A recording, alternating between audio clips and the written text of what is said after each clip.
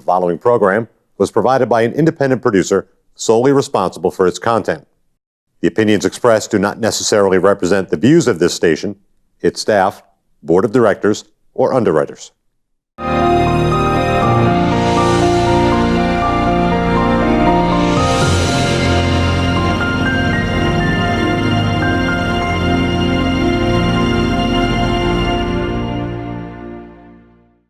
Up there in Concord. You had one in particular, Kevin, that you wanted to say. Yeah, today I think the House is flooded with a whole bunch of issues, actually, and this is one that is kind of troubling. It's called a CACR, basically an amendment to the Constitution. Right. Which is a very serious and hard thing to get through. It's very serious, it's very hard just to get past the legislature, let alone the people, because it will be on the ballot if it does pass. But I find it a little troubling. And it has to do with what people would call reproduction rights. It's called reproductive medical decisions. And the thing is, reproduction, basically, we already have these rights. People have the right to reproduce all they want. They have a right to go to medical, and get medical coverage anywhere they want. But they want to put this into the Constitution. But it limits anybody from giving parental consent if they want to have an abortion. It limits, I always wondered why they call that reproduction rights if you're not reproducing. Right. This isn't China, where China says you can only have one child. Right. And this is America, and you can have as many as you want. But that is a twist on the English language to create a sense of victimhood, right? Because of an inconvenience. And now, granted that people do go through some hard times. Some people have been raped, and that's a tragedy. But life starts at conception, and the baby didn't make that choice. Right. But this CACR 14, there's a lot of people would like to adopt babies. Right. There are more people that would prefer to adopt than to than abortions. So. Beth Scare, she's a local resident. She actually testified today up at the Capitol, and she wrote this letter, and I thought it was pretty appropriate. It says, "Dear members of the House Judiciary Committee, if CACR 14 passes, the New Hampshire Constitution would state the right to make personal reproductive medical decisions is inviolate and fundamental to the human condition. Neither the state nor any political subdivision shall infringe upon the duly inconvenience this right. This would mean that there would be no more parental notification for minors having abortions." And I want to stop right there for a second. That means parents can't say no. They have no decision making. These children can then be brought there. Now, in an age where we're worried more and more about sex trafficking, this is their dream type of legislation, because there's no accountability. There's no accountability to the parents. There's no accountability to the public. These people can go under the cover, and Planned Parenthood and the abortion mills are abating and helping with this type of... They could just walk in with their child, no identification, that the child doesn't belong to them, or doesn't, it's not of their family. No questions asked. Right. I had my granddaughter, I brought her to Claire's here at the mall, and I had to get her ears pierced. I had to sign a consent form. Yeah.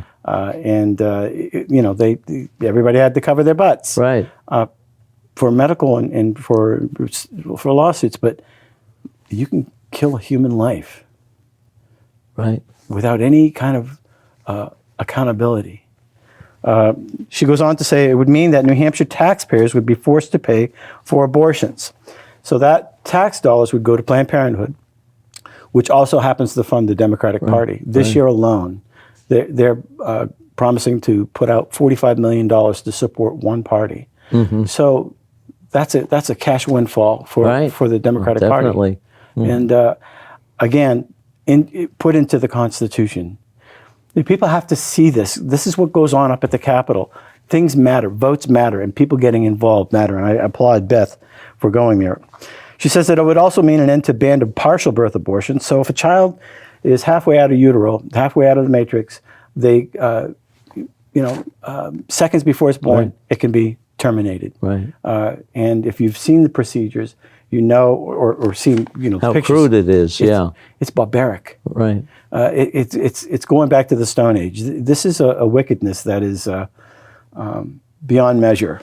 It would mean an end to ban on partial birth abortions, and it would mean that we would have no future restrictions of any kind of abortions, not even third trimester.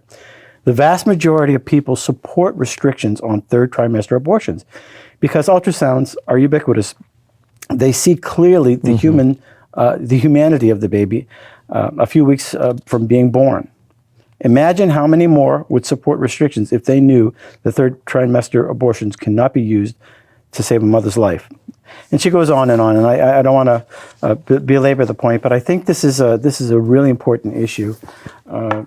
And of course, Well, it's something that our listeners should be writing to their representatives. well, yeah, if you want your tax dollars to be going to something to this effect, the bottom line is you're really cutting into the conscience of a vast majority of individuals. Whether you are faith or not, you're encroaching upon a very sacred area for a number of people that don't want to support this. I, for one, do not. I think it's a tragedy.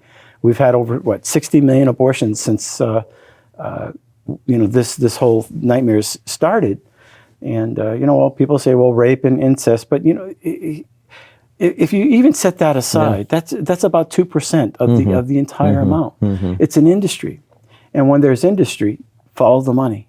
There's a lot of money that's involved with this, and we saw how that some of these abortion mills were selling baby parts on the black market, and did we just forget that?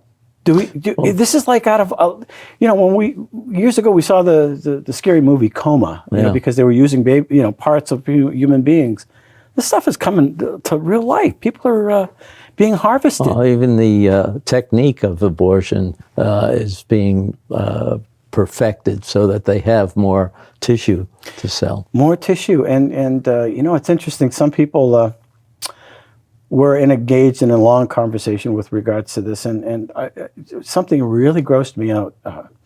They were talking about people actually going through as far a trimester as they could possibly go, aborting the child, and having it frozen, using it for their own body parts. You can't make this up. No. This is a horror movie that gone really bad, and the fact that they want the New Hampshire taxpayers to pay for it, illegal people doing really bad things to young ladies, sex trafficking, and then taking them to these places, that's aiding and abetting. Right. And that's happening. People are talking more and more about what's going on. Just this week alone, there was a young lady in Massachusetts. She was kidnapped coming from school, and there was a couple that stole her. There was an Amber Alert, and somebody saw them, and they called it in, and then they chased the person. Finally, they got them, but they were going to steal this young little girl. I think she was like 12 years old. It was all over the Massachusetts web. That little girl had a price tag, and she was going to be used or abused, and that's happening everywhere. There are thousands and thousands of boys and girls that are being trafficked across the country. So I think this is their dream type of legislation. And I think people need to think soberly before they allow your legislatures to allow this type of thing to go on. I think there's a cruelty, and I think there's a hardness of heart that allows people to put stuff like out. I agree with you there.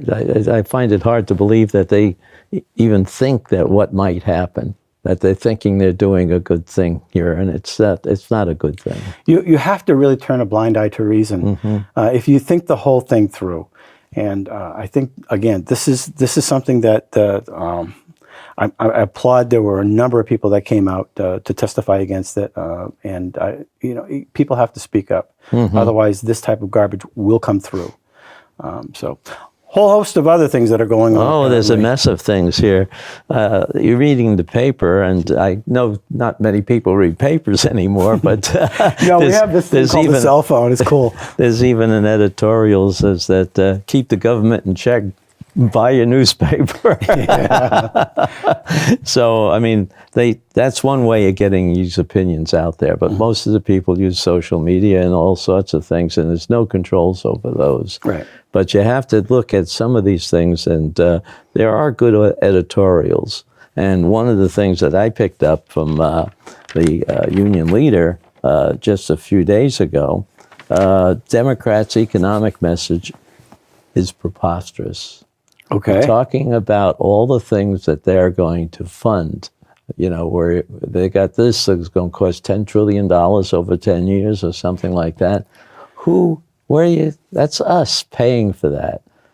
That's all that's doing is mounting up the debt or whatever, and there's no analysis that's being done. Numbers are played out, purely out of the sky. I'm not an economist, but I know that when the federal government is $21 trillion, that's just on our national debt. That has nothing to do with the there's a lot of other things that are affecting it, and pensions. Well, I was going to say pensions. People are really worried about the funding of the pension programs and how are they going to keep it solvent. At some point, we're going to have to pay for this. At some point, somebody's going to have to pay for this. So adding all these new taxes, Elizabeth Warren and everybody on the stage said they want to allow Medicare for illegals. Oh, yeah. Okay. So the people that have paid into the system with their Social Security were paid, now that gets watered down even more. And we know that Social Security isn't necessarily going to be solvent, probably. Right. We've been saying this for a long time. Is this the one that breaks the straw, the straw that breaks the camel's back? At some point, the people will be crushed in this country. And they talk about all these multi-billionaires that are going to make a contribution. Well, you can take all their money. They do better with it if you increase the amount of charitable donations. They'll do a better analysis on spending their money and taking care of some of these charities, some of the hospitals, some of the schools, than the government does. Oh my gosh, yeah. I mean, the government, since they've taken over education and healthcare, let's see, the prices hasn't gone down. Well, they give it in a way that it's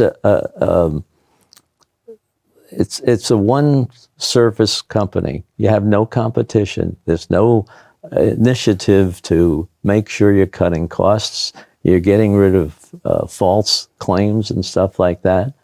Now, how many things in Medicare, for example, been paying money out to false and people? You remember 60 Minutes a couple years ago? Well, 60 Minutes, and just here locally, I interviewed somebody on my television show, and she wrote a book about it because she worked with the system for 30 years, ripping the face off of Medicare fraud. There are scammers out there. Right. We were talking off air about panhandling, and sometimes we want to help those that are it's hard to discern, but people scam. Right. There's some people that will take the help, that will thank you very much, and there's some that'll take the money and go off and take drugs. So the system isn't any different. Well, you don't give somebody who can't control money a monopoly to provide the service, okay? Right. Yeah. I mean, if you had a company do that, they'd be prosecuted. They'd be put in jail. There's no monopolies out there, and that's even if you only have 50%, they call it a monopoly. And so we only have one medical treatment, and they want to do Medicare for everybody, including illegal aliens. And that's just national suicide. Right. Go to Russia. See if you can get in there and ask for benefits. Go to Venezuela. Hey, there's a good one. Yeah. India, anywhere. Go to any other country and ask for, well, we're the richest country. Yeah, you know why? Because we're a free market. Right. There's competition. And there's competition. Technology. We have laws. There's everything, yeah. And then they let the government be absolved of the law. So I think we're in for some real serious trouble. And, you watch some of these old movies, Carl, and I've just been watching a lot of World War II movies lately, and I'm just even from the First World War, and I'm thinking about these guys that were in the foxholes and just stunned, they're bleeding or they're suffering, and they were there to protect our freedoms. They wanted to protect us from socialism, from Marxism, from communism, from Nazism, from those huge threats that wanted to dominate our country and Europe. So what do? Well, we got Bernie. We have the more socialists coming in, and I don't see how people can not see the past. People don't read about the past. They don't. There hasn't been one of those areas of government that has succeeded. I went to Bible college with a kid, Clint Benoit. He went to Venezuela. He and his wife to become missionaries, and they were there at its most prosperous time. Yeah, and they had to flee because of what socialism did. They watched it before their very eyes. They actually went to Paraguay which is they actually protect their borders, but they watched it disintegrate, and the corruption that it bred.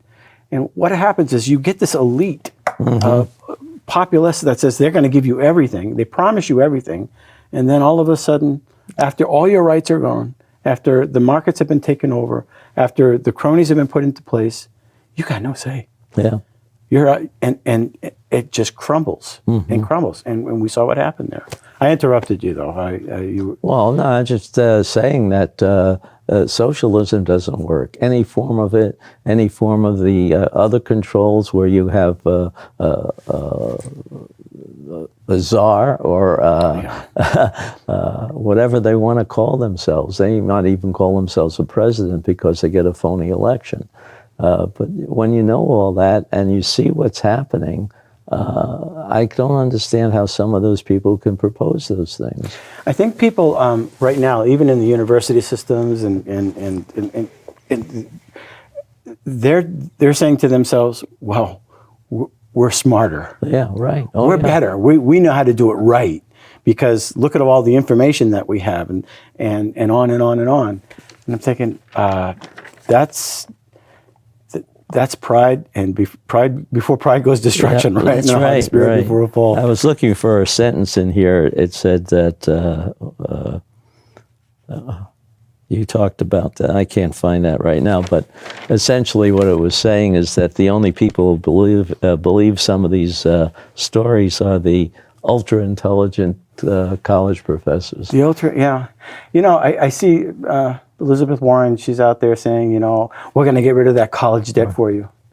Do you remember what happened to the American Indians when the government told them, well, we're going to promise you this and we're going to promise you that? Right. The government that can give you everything is the same government that can take everything away from you. Right.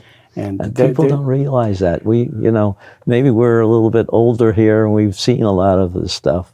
They're a little bit younger, but there's a lot of older people there, as you said, Bernie and Elizabeth and a few others that are preaching something that I think deep in their hearts know is not going to succeed. No, but there is this push for power, and I think that everybody's it's funny, everybody's in this impeachment thing. They're all calling this virtuous thing called the Constitution. Right. The Constitution. In the meantime, they're trying to take away your Second Amendment rights. Right. They're trying to limit speech. They've been spying on individuals forever now. In the past administration has just been spying recklessly on individuals. So the Constitution. Back up what you say with actions. Why don't you protect the Second Amendment? Why are you fighting against it?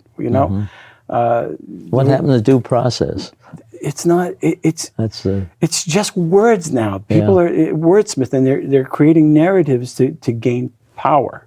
And rather than serving the people, we elect them to protect us from foreign and domestic enemies, Right. to protect us and to help us with border disputes between the states.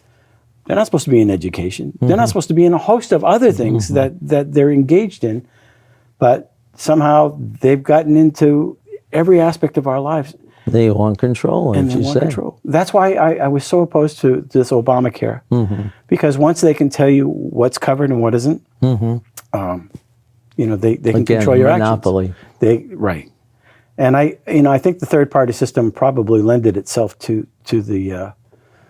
this demise, because the third parties were, the insurance companies were saying you can have this and you can't have that, and people got used to that. And then the government says, "Hey, that's a great idea. Now we can control your behavior." And I think that it's just something that you look back and you say, "Oh my gosh, Hitler did the same thing. Why are we doing that?" So Well, there's one other thing I'd like to bring up before we close out. One thing that I hear that the governor and some of the different legislators are looking in how they may import drugs from Canada using Canadian prices. That's another thing that sort of is out of hand because of the controls that are put on by our government on the manufacturers. Like you can't you can't go out competitively and try to get the best price for your drugs. But at the same time, they can go across seas and create these drugs, Right. and use very, very cheap labor to do whatever they're doing in manufacturing. And the European countries and all the other countries are enjoying what we seem to be subsidizing, if I understand it. It's a complicated issue. Well, yeah, I mean, it's hard to price drugs because the fact is that most of the things that start out as a potential drug fail. And there's a lot of money that goes into Research. doing the tests, the research, the testing. Everything takes years. And I've worked for a company where we had a big potential product, worked well in animals, and when we put it into a human being, it didn't work the same way. We found out that the 6 different animals that we had used, and which were normally the ones you use for, didn't have the same part. It was something that had to do with the heart, and the heart tissue is most similar in pigs, believe it or not. Yeah, I've heard that. And that's what you should have used. It would have failed in the pig.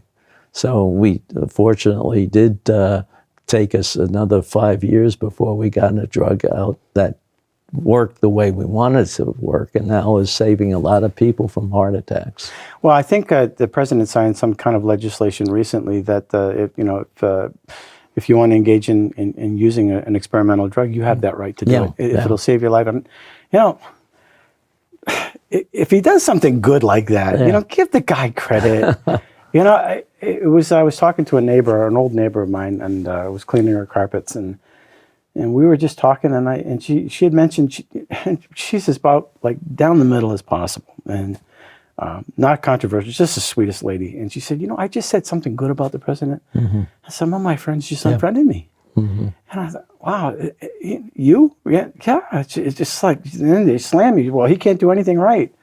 Well, tell the stock market that. It's up to 29. Did anybody think we're going to get there? People are actually predicting 3,000. 30,000. Or 30,000, I mean, yeah. But, I think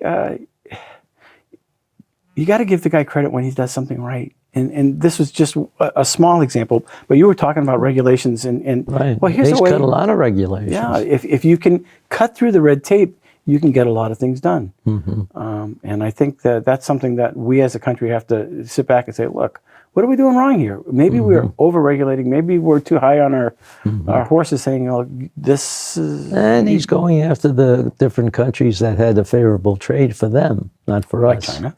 And how many of those have been changed? And that's, I think there's a lot of things that they've handled better without telling the people exactly, making a big thing out of it. You can go back into military actions, you can go back into trade actions, you can go back into political support or whatever. But I think that on the whole, we have many more pluses than minuses in here. I agree. And, you know, I haven't been on Twitter for forever, so I don't care. Tweet, chirp, do whatever. You know, I think he's getting the job done. And if you look back through history and you look at a lot of the great leaders that got things done, you know, they weren't saints. A lot of them were not. I go back to the ones that they keep on talking about being a favorite: Kennedy, Johnson. Those guys, if they had the attitude that the people have today, they wouldn't have survived. They would be considered hard right. They literally compared to what's going on today. And I don't think Jack Kennedy. I know Bernie quoted Jack Kennedy the other day. Jack Kennedy would not support Bernie. I mean, No. I wasn't around when. No, he was a bit of a businessman too. Yeah. He knew that because his father was in illegal businesses, but he was in businesses. He was an entrepreneur. But Ronald Reagan was a Democrat during the time when, and he adopted some of Jack Kennedy's policies. One was to reduce taxes, Right. and look what happens. Yeah. And you can see that, and what followed Reagan wasn't very probable because people wanted to experiment again with somebody who had some wild ideas, and it didn't work. No. Our interest rates went up like crazy. I don't know if people remember 20% interest for a mortgage. I remember the long gas lines. Oh, yeah. But this was the Carter time. This is the Carter period. That's it. And I remember actually standing in line right around the corner with a gas can. Yeah. Because we lived right around the corner, and the traffic went all the way up to Hollis Street. Yeah. People were there, and it was just go stand in line. But gas was cheap, but there was still lines. Well, we got to have more talks about some of this, and maybe the people have to get more involved with what's happening out there. We're coming up with an election. We're coming up with a primary in a few weeks, and we have elections in the fall. Please get out, look at who's running, and try to get our organization here in the state into a correct area where we're progressing as much as some of the other countries. Yeah, and please don't leave the state. Just stay here and vote. That's all you got to do. Stay here and vote. Right. People are fleeing. Right. We want you to stay in New Hampshire and help us in this battle and keep it the live free or die state. So thanks for having me. Okay. All right. Thank you. All right. The preceding program was provided by an independent producer solely responsible for its content. The opinions expressed do not necessarily represent the views of this station, its staff, board of directors, or underwriters.